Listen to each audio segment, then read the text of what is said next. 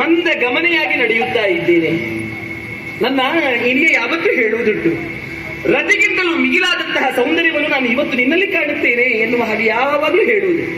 ಹಾಗೆ ರತಿಗಿಂತಲೂ ಮಿಗಿಲಾದಂತಹ ಸೌಂದರ್ಯವನ್ನು ನಾನಿವತ್ತು ಮೈಗೂಡಿಸಿಕೊಂಡಿದ್ದೇನೆ.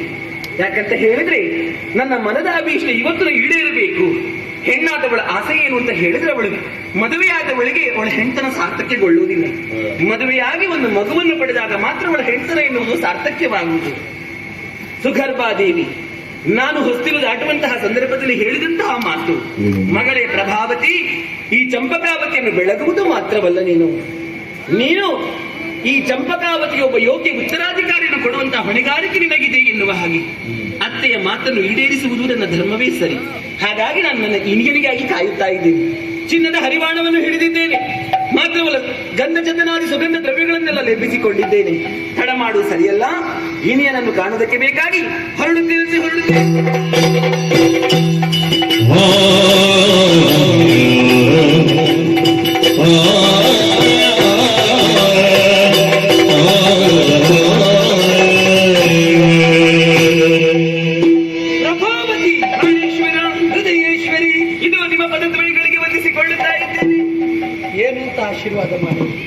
ಆಶೀರ್ವಾದ ಮಾಡಬೇಕಪ್ಪ ನೀವು. ದೀರ್ಘ ಸುಮಂಗಲಿ ಭವ. ನನ್ನ ಆಯುಷ್ಯ ಹೆಚ್ಚಾಗಲಿ ಅಂತ ನಾನೇ ಹೇಳಿದ ಹಾಗಾಗುವುದಿಲ್ವೇ? ಅದು ಹಾಗಾಗುತ್ತದೆ. ಅಷ್ಟಪುತ್ರ ಪ್ರಾಪ್ತಿರಸ್ತು. ನಾ ಆಶೀರ್ವಾದ ಮಾಡಬೇಕು ಅಂತಿದ್ರೆ ಇಲ್ಲ ಅಂತ ಆಯ್ತಲ್ಲ. ಹಾಗಾದ್ರೆ ನನ್ನ ಆಶೀರ್ವಾದ, ನನ್ನ ನಮಸ್ಕಾರಕ್ಕೆ ಬೆಲೆ ಇಲ್ವಾ? ನಿನ್ನ ನಮಸ್ಕಾರಕ್ಕೆ ಬೆಲೆ ಇಷ್ಟೇ.